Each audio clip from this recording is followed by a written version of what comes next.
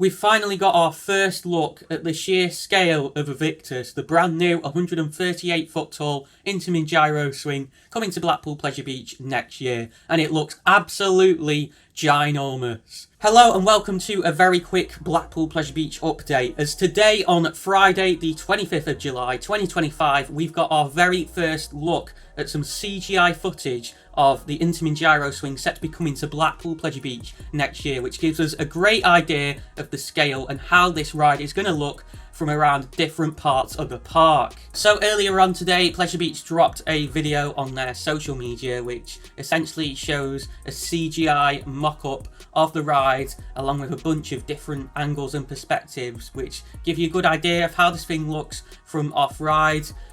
A couple of things we can gather from this video is that the ride isn't going to swing out to sea as some initially speculated. It's actually going to swing towards the Big Dipper and Infusion and then back towards the Big One's turnaround. And the CGI footage that the park have posted gives you a good few angles of what this ride is going to look like from these areas of the park. So there's one point where it shows a clip of the ride from the top of Big Dipper. You've got another one from down the Big One's turnaround. You've got a bit of a side view looking out to sea, etc. But I tell you what, I'm really impressed by the sheer scale of this ride. It's going to be absolutely massive. I think it's actually going to be larger than myself and a lot of others have expected. And what you do get a great idea of from this footage in particular, in my eyes, is the angle which the actual gyro swing swings up at. So the actual structure for the ride, I believe, is only going to be around about 80 to 90 foot. But as you can see, the actual gondola on the ride swings up to around about 120 degrees, which is where you get that 138 foot from.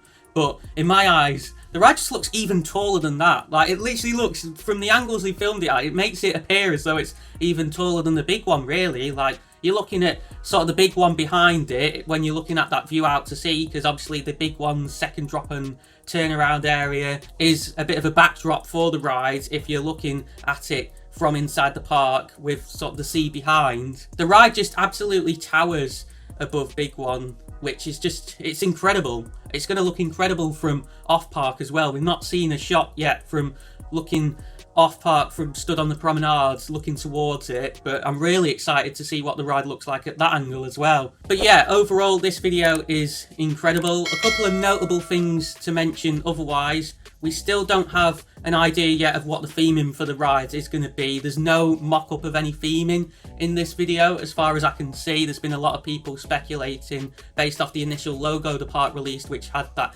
gold snake running through it, that the ride's going to have an Aztec style theme incorporating snakes, and we could see some custom supports, etc. Because obviously the park are investing £8.72 million into this. There's no way that an Intamin gyro swing, even at that scale alone, is going to cost that much. People are speculating that might cost sort of £4 or £5 million, which leaves £3 to £4 million worth of potential theming that could go into this attraction.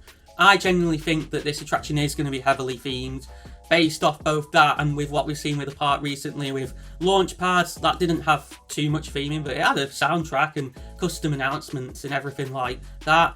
I'm sure we can expect all of that from this, but I think this is going to take it a step up a notch, to be honest. I tell you what though, one thing I did notice is that at the end of the video it shows the Aviktas logo, but the logo doesn't actually have the gold snake running through it. It's just the green writing stylized in the Aviktas font, so that's interesting. Could the park have potentially changed the theme for this ride, or was it just an oversight that someone forgot to add this in?